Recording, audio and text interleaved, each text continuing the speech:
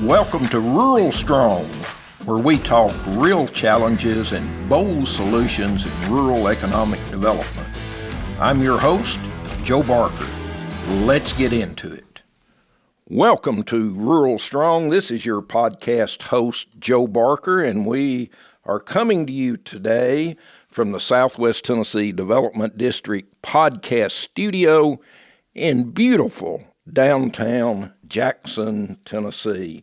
And our guest today is Mr. Jon Walden. Jon is the Executive Director of the UT, that's the University of Tennessee, County Technical Assistance Service. And I've known Jon for many years, and he does a great job in that position. So, Jon, welcome to Rural Strong.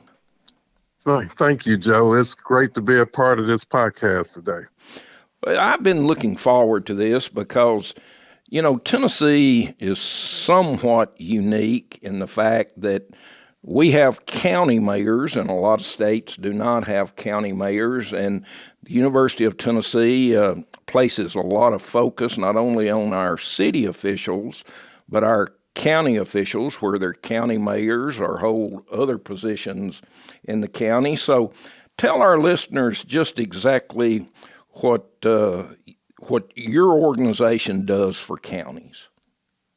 So CTAS has been around since 1973, and it was at the urging of the organization called the Tennessee County Services Association. With that organization, they proceeded to get legislation that put CTAS in place. And basically, in a nutshell, what we do at CTAS, we provide technical assistance, which means we help county officials and their staff in their office. It's not just them calling us, but if they've got issues, if they've have concerns, we'll actually go face to face with them in their office and help them overcome those issues. The second thing we do is we provide training to county officials and their staff. So you actually have boots on the ground and offices across the state. That is correct. We presently have, including myself, 39 staff members. We have attorneys that take care and answer legal questions as it relates to Tennessee county government. We presently have 8 county government consultants, and what those individuals do, they have anywhere between 10 and 14 counties that they're responsible for. And we like them to be our first point of contact. If a county official or a staff person has a question, we ask them to reach out to our county government consultants. But we also have some technical consultants, assessor property consultants. We have environmental consultants. We have public safety consultants, which includes our law enforcement consultants, our jail management consultants, and our fire management consultants, and offer a variety of services. So, Jon, CTAS for county officials is pretty much a one-stop shop. That is correct. CTAS is a one-stop shop organization, and we'll go out on a landfill and help you look at those issues. We'll go in a jail and help you look at those issues. We'll look at it from a office holder perspective. But what our goal is, and it's actually in our mission, is to be the leading service provider of technical assistance and training to county government in Tennessee. Jon, I'm always interested in what leads people into public service. In your background, what led you into public service? Well, I personally, I have a computer science degree. I graduated from Tennessee State University. And after graduation, I worked at Columbia State Community College in Columbia, Tennessee. And I just happened to see, this was before advertisements were done on the web. I saw it in the Sunday newspaper. Yeah, I'm sorry to say, I remember that time too. And happened to see an IT position that CTAS had and applied for it. And was fortunate and blessed enough to get it. And in my case, as a public service individual, or I've told this to others before, I really didn't have the intention of coming into public service. I was using this position to get more experience in my field, and in my mind, I was planning on leaving in about 3 or 4 years to find another position. But because of the work we do in helping county government officials across the state, it kind of just got in my system, so to say. And so public service, I didn't find public service, as I've said before. Public service found me. And it's a joy to be able to get up on a daily basis and potentially help the almost 7 million people across the state of Tennessee. Well, I can say from a personal experience, when I was a county mayor, I enjoyed working with Jon, and he does an outstanding job. And, I think we're fortunate in Tennessee to have the University of Tennessee, our flagship university, so involved with our local government. So tell our listeners, Jon, how CTAS fits into that Institute for Public Service. So as you mentioned, we are part of the Institute for Public Service. We call it IPS. CTAS is one of 7 agencies that's the part of the Institute. And then we have the SMART initiative also that works with the opioid problems that we have throughout the state. So along with CTAS, we have MTAS, the Municipal Technical Advisory Service that works with cities across the state. We work with the Center for Industrial Services, CIS. They work with business and industry across the state. We have the NAFIA for effective leadership, and they work with mainly state departments on leadership training, but they do work with county and city officials as well from a leadership perspective. We have the Law Enforcement Innovation Center that work with law enforcement not only in Tennessee, but they work with law enforcement across the United States and actually across the world in some cases. And then we have the Tennessee Language Center, which they help translate over 50 different languages within the state of Tennessee. Well, I know, Jon, when I was a county official, local government, that I always looked on CTAS as just an extension of our staff. In most rural communities in particular, our staffs aren't very large, and we have to really multitask, but CTAS was always there for whatever we needed. And that's how we feel as well, that we are an extension. In some cases, the counties couldn't afford to hire a professional staff such as ours. In other cases, in some of the larger counties, we still have more expertise in some areas, so they will even call us for help as well. Well, your staff does an outstanding job, and I don't know how local governments in Tennessee could even exist without the services y'all provide. You've had a lot of experience working with local government. What do you see as the most pressing challenges that face county governments in Tennessee today? From our standpoint, is finding qualified people to actually run this day and time. Because of some of the scrutiny that they see at other levels of government, it kind of puts a bad taste in individuals to actually run for office or even to work in local government at this point. So I see the problem as us having great people out there, but those folk not running for office anymore.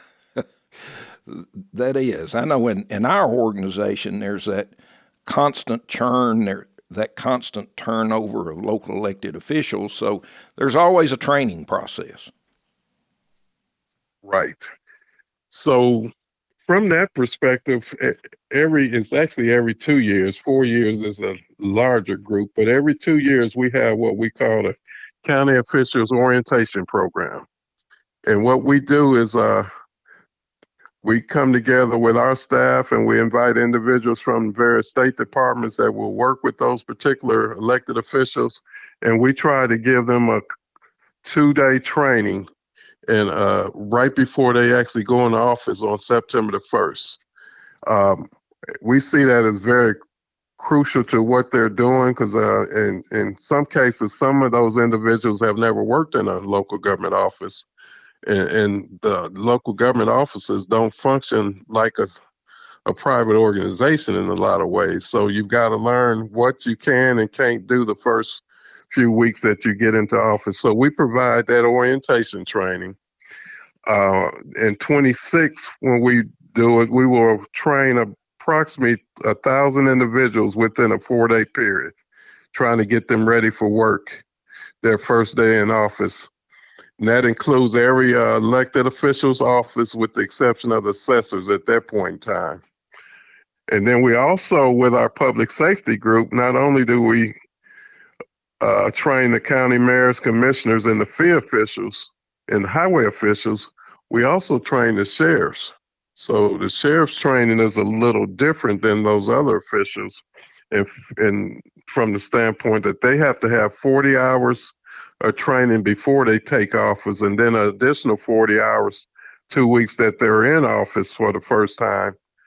The first week is on the law enforcement side, and the second week, which is a second 40 hours, is on the jail side because most sheriffs, every sheriff has a jail. So not only are they responsible for the law enforcement side, but they're also responsible for running the jail. And in most cases, those individuals may have come from the law enforcement side and may not have the jail experience. And not only do we have the county officials orientation program, but we have training that we offer throughout the course of the year. We have a variety of programs. One is our flagship program called the County Official Certificate Training Program that's been around since 1989. And then in 2018, we partnered with the Comptroller's Department to create the Certified County Finance Officer Program. Also in 2018, there was new legislation for training for county commissioners, which if you're elected as a county commissioner or if you're appointed during the course of a term, you have to have 12 hours of orientation training, which we provide. And then every year you have to have 8 hours of training per year, up to 5 years as a new county commissioner. So we provide that training as well. And I think from my experience, John, training for county commissioners is so important. You know, people get elected mayor, and that's their job, and they go to conferences and they go to training because it's part of their workday. County commissioners, they have another job, but the importance of county commissioners in a county, I think, sometimes is underplayed in the fact that, you know, those are the folks that actually control the purse strings. They set the budget. And would you agree that county commissioner training is one of the most important things you do? I totally agree, Joe. In most cases, even as we indicated with those being elected to full-time office, the individuals are elected to the county legislative body and don't quite understand what their role is. And they have a very important role is in the fact that they do control the purses of the counties per se. And so they really have to have a broad background of what happens with those public funds when they're put in and placed in their hands to create a budget every year for their county. So yeah, it's very important that they receive training. In our opinion, it's very important that all officials receive training. Absolutely, and I think sometimes when county government has conflict, and particularly conflict between maybe the mayors and the legislative body. You know, the kids today have a saying, stay in your own lane. And I think one of the challenges, John, that I know you have and I see with the local elected officials I work with is they don't have their role clearly defined to understand that the mayor has a job and the legislative body has a job. That's correct. So it's Correct. it's a challenge. Let's talk about something else. And I know your organization gets involved in this. Tennessee, unfortunately, like a lot of other states, have had several natural disasters over the last few years. You know, we've always had tornadoes in different sections of the state, and then we had the really horrific damage caused by Hurricane Helene a couple of years ago. How does your organization get involved in disaster management? We do it from a couple of different ways. You mentioned the hurricane a year or so ago. We had staff members helping the jails in those particular counties locate their inmates to other safer facilities.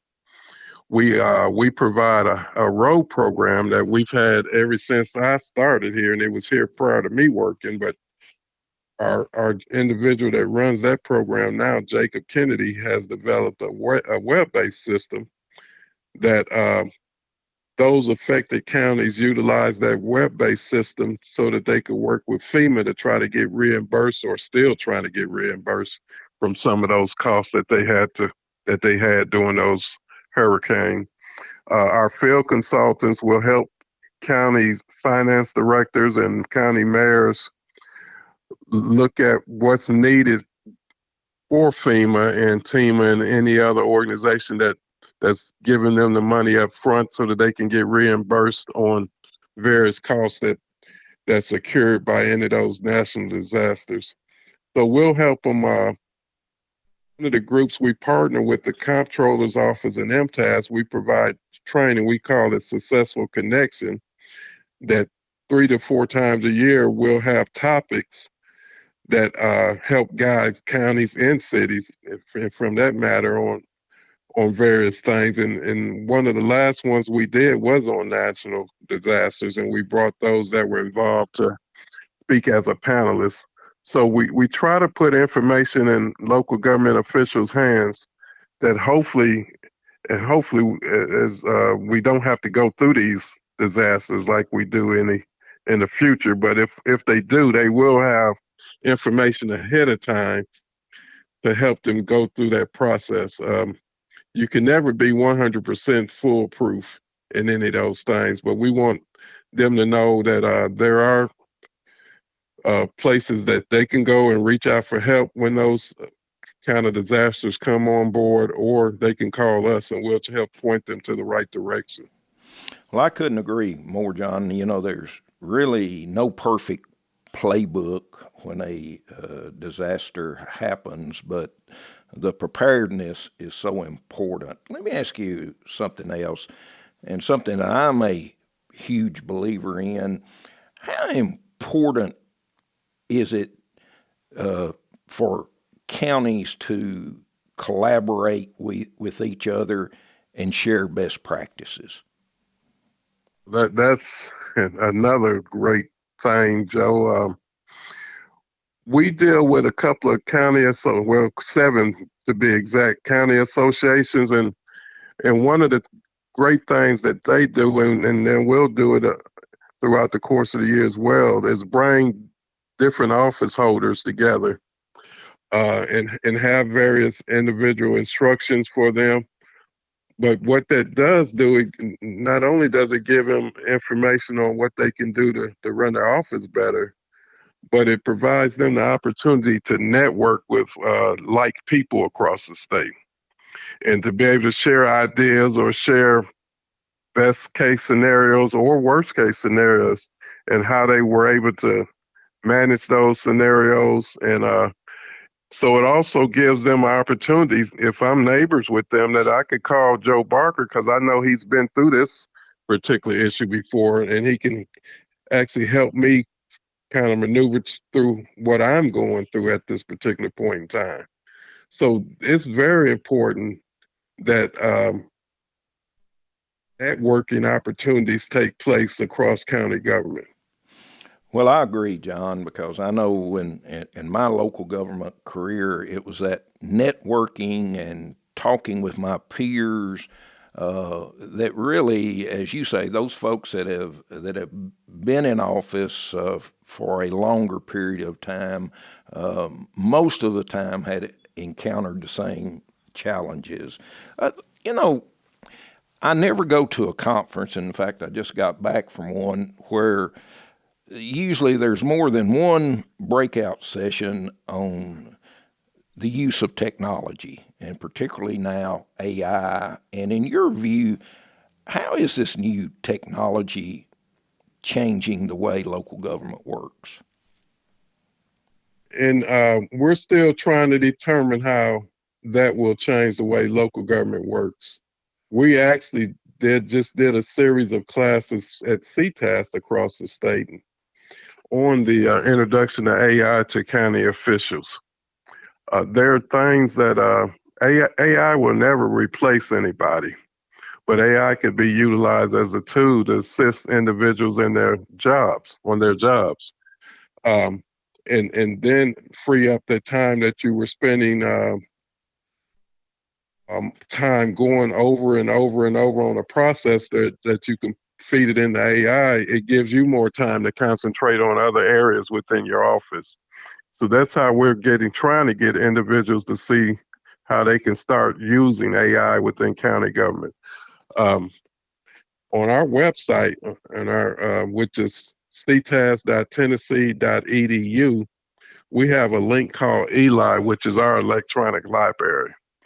And we've actually implemented a chat bot, which is a form of AI on our website so that individual county officials and their staff can actually come to our site and ask questions, and it'll give it to them in everyday language. So we're looking at it as a tool. We look at it that it will not replace staff, but it will help enhance some of the opportunities that staff may have within their office.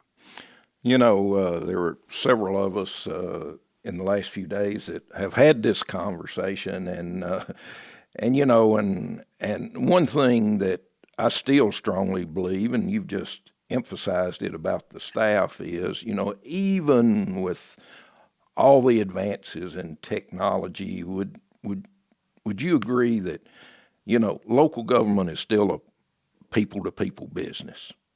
It is. It's a people to people.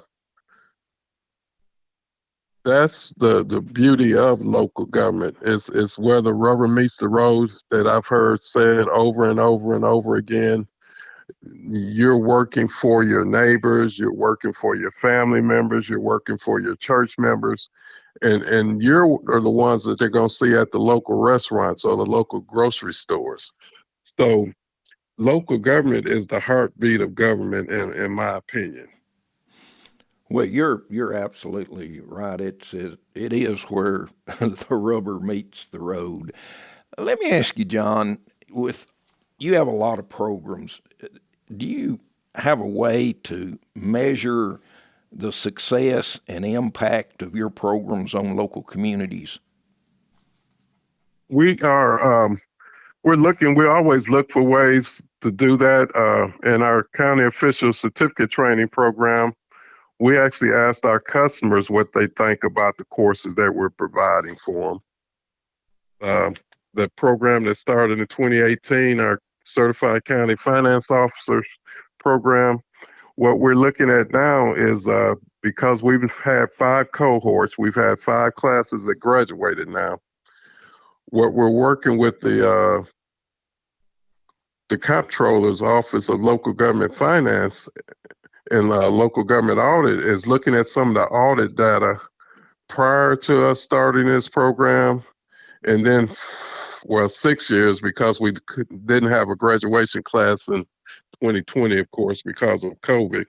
But we're looking at that 6-year period and see what the audit numbers were prior to us starting this program to how many audit findings do they have now. And we're actually researching that as we speak. So we'll know that information here in a few months.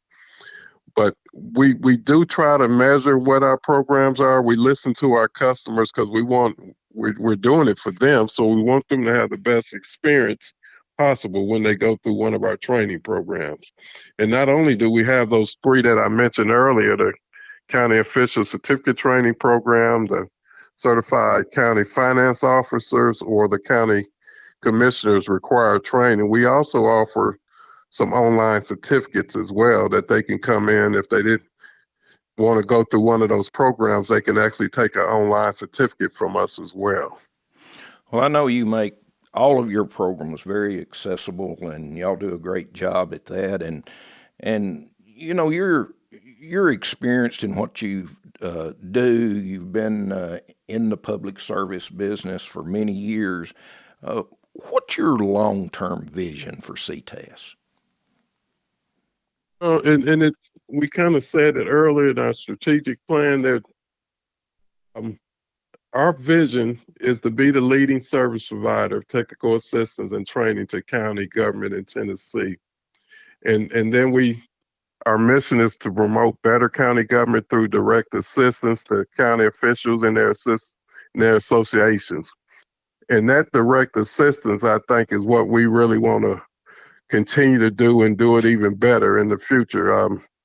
There are other public service agencies across the country, but the research that we've done, Tennessee, and I thank our former legislators for even thinking of this as a service for our officials, but we're the only one in the country that actually provides the day-to-day technical assistance in the offices of their officials. So we want to continue to do that. We want to provide online services that an individual can help educate he or she self. So when they come to us with a question, they're actually asking a more educated question because they've done research themselves. Jon, we're about to the end of our conversation, but if we've got a county official, whether it's here in Tennessee or across the country, they could take maybe just one piece of advice from this conversation to better serve their constituents. What would you say that piece of advice is? Advice from my perspective is to really evaluate why you're getting into county government or local government. And in my opinion, you get in there to serve those citizens that voted for you. Well, you know, I have a saying that, and I try to impress this on our local elected officials. It's not about you; it's about the people you serve. And I think if you keep that forefront, then your chances for success go up. And I know a few minutes ago you mentioned a website, but if some of our listeners wanted to get in touch with your organization or just go online to see what programs are available, tell us again how they can find out more information about CTAS. Yes, sir. That's CTAS, CTAS .Tennessee, spelled out TENNESSEE.edu. Tennessee, CTAS.Tennessee.edu. Well, our guest today has been Jon Walden, the Executive Director of the University of Tennessee County Technical Assistance Service. Jon, we appreciate your time, appreciate what you do for all of our counties in Tennessee, and thank you for taking the time to be with us. Joe, thank you again. It's an honor being on your program, and it's an honor knowing you for all these years. Well, thank you, Jon. If any of our listeners want to make a comment about the podcast or just ask a question, you can email us at ruralstrong@gmail.com. This is Joe Barker. Have a great day. Thanks for joining us on Rural Strong. If you found this helpful, share it and follow the show for more insights from rural leaders making a real difference. Until next time, stay rural strong.